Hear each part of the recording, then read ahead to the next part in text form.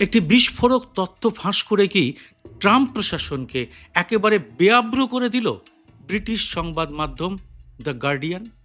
একদিকে মধ্যপ্রাচ্যের যুদ্ধের ঠেলা, আর অন্যদিকে দেশের মধ্যে ইহুদি লবির ফাঁদ।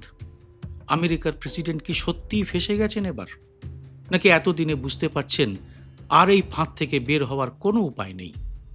আর এই জন্যই কি এবার তাকে উপেক্ষা করারও সাহস দেখাতে শুরু করেছেন ইসরায়েলের প্রধানমন্ত্রী নেতানিয়াহু? কারণ তাকে সাহস যোগাচ্ছে ট্রাম্পের দেশেরই একটি মহাশক্তিধর লবি। আর বিশ্ববিখ্যাত দৈনিক গার্ডিয়ান এই নিয়েই একটি বিস্ফোরক তথ্য ফাঁস করেছে। আর তাতে তারা দেখিয়েছে কি করে কাদের দিয়ে এই শান্তি চুক্তি বানচাল করা হচ্ছে। আর এতে শুধু ট্রাম্পের দল রিপাবলিকানরাই নয়, বিপক্ষের ডেমোক্র্যাটদের মধ্যেও বিলিয়ন বিলিয়ন ডলার খরচ করেছে ইসরায়েল। আর সেই কারণেই কি প্রবল হতাশায় ভুগতে শুরু করেছেন বিশ্বের সবচেয়ে শক্তিশালী দেশের মহাশক্তিধর প্রেসিডেন্ট ট্রাম্প? কেন বলা হচ্ছে এ কথা? প্রাকৃতিক দুর্যোগের মধ্যে একটি খামার বাড়িতে সাক্ষাৎকার দিতে গিয়েছিলেন ট্রাম্প। সেখানে রীতিমতো মেজাজ হারালেন তিনি। ঠিক 2 মাস আগে ইরান যুদ্ধের বিরতি যে কতটা দুর্বল ভিত্তির উপর তৈরি হয়েছিল তার এখন প্রমাণ দিতে ব্যস্ত নেতানিয়াহু। 2-3 দিন আগে ট্রাম্প তাকে অকথ্য ভাষায় গালিগালাজ করেছেন, কিন্তু নেতানিয়াহু যুদ্ধের ময়দানে অদম্য, তাকে নিয়ন্ত্রণ করা যাচ্ছে না। আর গার্ডিয়ান জানাচ্ছে নেতানিয়াহুর মূল শক্তিটা কোথায়। আমেরিকার কোন লবি প্রেসিডেন্টকে উপেক্ষা করে যুদ্ধে উৎসাহ দিয়ে চলেছে ইসরায়েলকে? আর তার জেরে যুদ্ধবিরতি কি শেষ পর্যন্ত শিখেই উঠতে চলেছে? ফের কি বড় ধরনের কোনো লড়াই শুরু হতে চলেছে? এর মধ্যেই তার ইঙ্গিত কি পাওয়া যাচ্ছে? ইসরায়েল এবং ইরানের মধ্যে ফের শুরু হয়ে গেছে যুদ্ধ, লেবাননেও তা চলছে। আর এর মধ্যেই বিশ্ববাজারে তেলের দাম আবার চড়চড় করে বাড়তে শুরু করেছে। আজকের এই এপিসোডে ট্রাম্পের এই অসহায় অবস্থা এবং মেজাজ হারানোর কারণ বিশ্লেষণ করার পাশাপাশি এ নিয়ে কি লিখেছে গার্ডিয়ান তার তথ্য আপনাদের সামনে আনব। ভিডিওটি পুরোটা দেখে ভালো লাগলে লাইক ও শেয়ার করে আরও মানুষের কাছে পৌঁছে দিতে ভুলবেন না।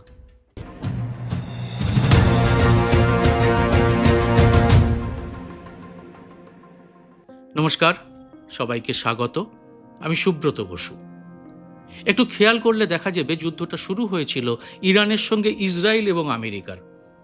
কিন্তু ইরানের দেশ বাঁচানোর লড়াইয়ের পাশে থেকে একে একে পরোক্ষ যুদ্ধে কিন্তু জড়িয়ে পড়ল রাশিয়া এবং চীন। এই 2 শক্তিধর দেশ শুধু রাষ্ট্রপুঞ্জে ইরানকে সমর্থন দিচ্ছে বললে ভুল হবে। তারা রীতিমতো অস্ত্র এবং স্যাটেলাইট সহযোগিতাও দিয়েছে ইরানকে। এই স্যাটেলাইট সহযোগিতা আধুনিক যুদ্ধের একটি বড় অস্ত্র। অর্থাৎ যুদ্ধে পরোক্ষে এখন অনেক দেশই জড়িয়ে পড়েছে। মাত্র 2 মাস আগে ইরানকে একেবারে ধ্বংস করার প্রচুর হুমকি দেওয়ার পরেও প্রায় বাধ্য হয়ে ট্রাম্প একটি সাময়িক সমঝোতায় এসেছেন। আপাতত যুদ্ধবিরতি হলেও দেখা যাচ্ছে ইরান তার মতো করে যুদ্ধের এক পরিস্থিতি তৈরি করেই চলেছে। ইরানে তো তারা যুদ্ধ চালাচ্ছেই, তার সঙ্গে তারা যুদ্ধের অভিমুখ কিছুটা ঘুরিয়ে দিয়েছে লেবাননের দিকে।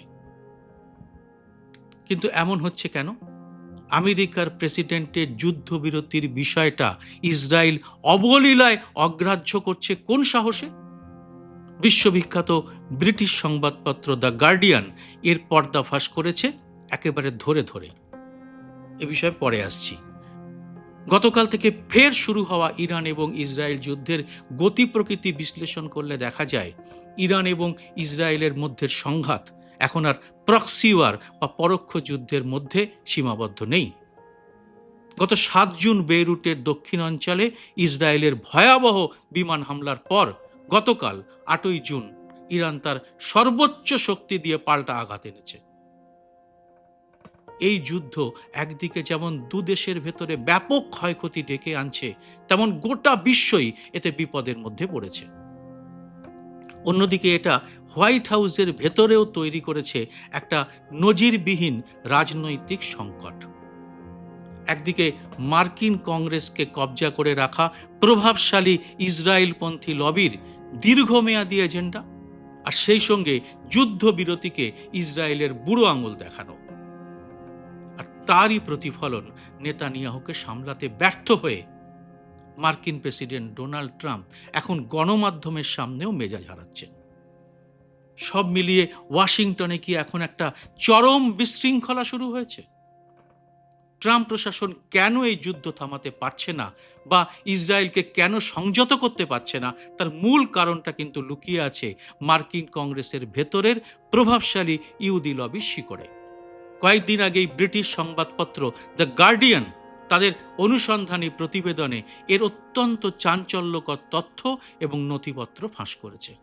গার্ডিয়ান লিখেছে 2023 সালের 7ই অক্টোবরের পর থেকে যখন গাজা এবং লেবাননে ইসরায়েল আক্রমণ করেছিল, তখনই সাধারণ মার্কিন ভোটারদের মধ্যে ইসরায়েলের প্রতি সমর্থন একেবারে তলানিতে গিয়ে ঠেকেছিল।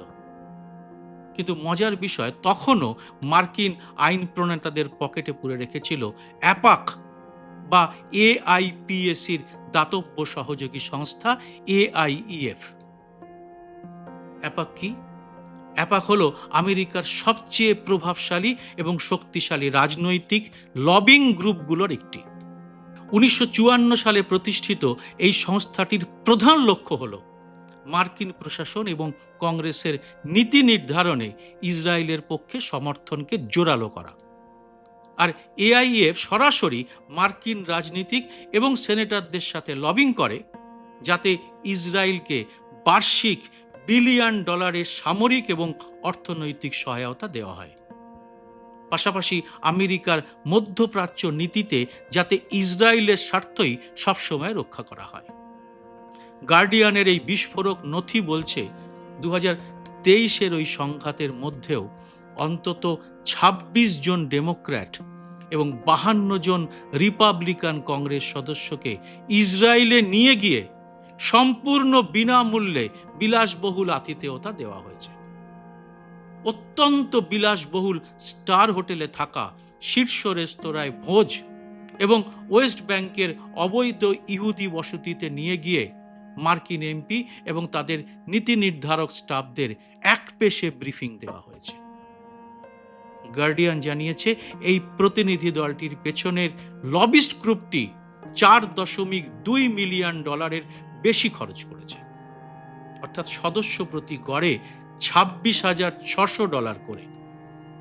আন্তর্জাতিক সম্পর্কের বিখ্যাত অধ্যাপক স্টিফেন ওয়াল্ট গার্ডিয়ানকে বলেছেন, এই সফরগুলো হলো রাজনীতিবিদদের জন্য এক একটা লিটমাস টেস্ট। এর মাধ্যমে তারা অ্যাপাক এবং বড় দাতাদের কাছে নিজেদের ইসরায়েলপন্থী আনুগত্য দেখাতে পারেন। ফলে একদিকে হোয়াইট হাউসের ট্রাম্প যুদ্ধ থামানোর কথা বলছেন, অন্যদিকে মার্কিন কংগ্রেসের দুই দলের বেশ কিছু লোক এই লবির অর্থে পুষ্ট হয়ে ইসরায়েলের সামরিক এজেন্ডাকেই অন্ধের মতো সমর্থন দিয়ে যাচ্ছেন। আর এখানেই অথই জলে পড়ে গেছেন ট্রাম্প।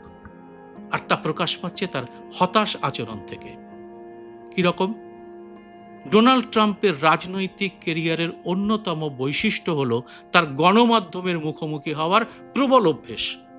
চরম সমালোচনা এবং প্রতিকূলতার মধ্যেও তিনি বারবার সাংবাদিকদের সামনে দাঁড়াতে ভালোবাসেন এবং ক্যামেরার আলো নিজের দিকে টেনে নিতে পছন্দ করেন। তিনি মনে করেন আক্রমণাত্মক জবাব দিয়ে তিনি যে কোনো পরিস্থিতিকে নিজের নিয়ন্ত্রণে রাখতে পারেন। কিন্তু সাম্প্রতিক ঘটনা তো অন্য খাতে বইছে। তিনি যুদ্ধ থামাতে পারছেন না, কারণ ইসরায়েলের প্রধানমন্ত্রী নেতানিয়াহু মার্কিন লবির জোরেই ট্রাম্পের যুদ্ধ বন্ধের নির্দেশকে সরাসরি অমান্য করে চলেছে। ডেমোক্র্যাট সিনেটর ক্রিস মারফির ভাষায়, নেতানিয়াহু এই হামলা চালিয়ে ট্রাম্পকে আন্তর্জাতিক মহলে প্রবল অপমানিত করেছেন। এই আভ্যন্তরীণ ব্যর্থতার কারণেই ট্রাম্প গণমাধ্যমের সামনে সেই আগের মতো আত্মবিশ্বাসী থাকতে পারছেন না, বরং তীব্র অসহিষ্ণু হয়ে পড়েছেন। গত শুক্রবার উইসকনসিনের চিপেওয়া ফলসের একটি খামার বাড়িতে NBC নিউজের মিট দ্য প্রেসের জন্য একটি বিশেষ সাক্ষাৎকারের আয়োজন করা হয়েছিল। এটা গত রবিবার রাতে সম্প্রচারিত হয়েছে। সেই দিন বাইরে তখন মুষলধারে বৃষ্টি এবং মারাত্মক প্রাকৃতিক দুর্যোগ চলছিল। বৃষ্টির ওই প্রবল শব্দের মধ্যেই সাক্ষাৎকারটি শুরু করা হয়। সাক্ষাৎকারের প্রথমে আভ্যন্তরীণ রাজনীতি নিয়ে কথা শুরু হয়। এরপরে সাংবাদিক ক্রিস্টেন ওয়েলকার ট্রাম্পকে সরাসরি মধ্যপ্রাচ্যের সংকট নিয়ে প্রশ্ন করতে শুরু করেন। এবং তিনি উল্লেখ করেন ভোটের সময় ট্রাম্পের সেই প্রতিশ্রুতির কথা, যেখানে ট্রাম্প বলেছিলেন আমেরিকা আর নতুন কোনো যুদ্ধে জড়াবে না। এ নিয়ে প্রশ্ন করতেই পরিস্থিতি উত্তপ্ত হয়ে ওঠে। সাংবাদিক প্রশ্ন করেন, ওমানের মধ্যস্থতায় ইরানের সাথে তার প্রশাসন যে গোপনে শান্তি আলোচনা করছিল তা ইসরায়েলের কারণে ভেস্তে গেল কেন? কেন মার্কিন প্রেসিডেন্ট হওয়া সত্ত্বেও তিনি নেতানিয়াহুকে থামাতে পারছেন না? একের পর এক এরকম তীক্ষ্ণ প্রশ্নের মুখে পড়ে ট্রাম্প তার মেজাজ হারিয়ে ফেললেন। প্রথমে তিনি এর জন্য ডেমোক্র্যাটদের এবং ফেক নিউজ মিডিয়াকে দায়ী করার চেষ্টা করেন। পরে তিনি রেগে গিয়ে বলেন, আমি কোনো যুদ্ধ বন্ধের গ্যারান্টি দিইনি। যুদ্ধ ঠেকানোর জন্যই তো আমি বিশ্বের সবচেয়ে শক্তিশালী সামরিক বাহিনী তৈরি করেছি। কিন্তু সাংবাদিক যখন গার্ডিয়ানের খবরের সূত্র ধরে মার্কিন কংগ্রেসে অ্যাপাকের ডার্ক মানি এবং লবিংয়ের প্রোপাগান্ডা আর ট্রাম্পের আমেরিকা ফার্স্ট নীতির ব্যর্থতা নিয়ে প্রশ্ন করতে থাকেন, তখন ট্রাম্পের অসহিষ্ণুতা চরম আকার নেয়। তিনি চিৎকার করে সাংবাদিককে বলেন, তোমরা চরম অসৎ, তোমরা বোঝো না আমি একটা ডিল করার চেষ্টা করছি। এরপর আর কোনো প্রশ্নের জবাব না দিয়ে অত্যন্ত কুরুচিকর ভাষায় পুরো সংবাদ মাধ্যমকে ক্রুকড বা অসৎ বলে গালিগালাজ করতে করতে ট্রাম্প নিজের গায়ের মাইক্রোফোনটা খুলে ছুঁড়ে ফেলে দেন। সাংবাদিক ক্রিস্টিয়ান ওয়েলকার তখন তাকে মনে করিয়ে দেন যে এই সাক্ষাৎকারের জন্যেই তারা ঝড় বৃষ্টির মধ্যে এত দূর এসেছেন।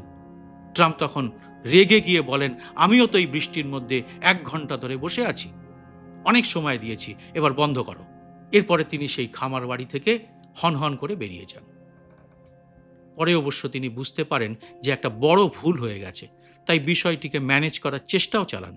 ওই দিনই কৃষকদের একটি গোল টেবিল বৈঠকে ট্রাম্প নিজের মেজাজ হারানোর কথা খুব নরম করে স্বীকার করে বলেন, আমি একটি সুন্দর খামার বাড়িতে সাক্ষাৎকার দিচ্ছিলাম, কিন্তু তখন বাইরে প্রচণ্ড ঝড় বৃষ্টি হচ্ছিল, তাই এনবিসির ফেক নিউজের উপর ওই বৃষ্টির কারণেই আমি একটু বেশি রেগে গিয়েছিলাম।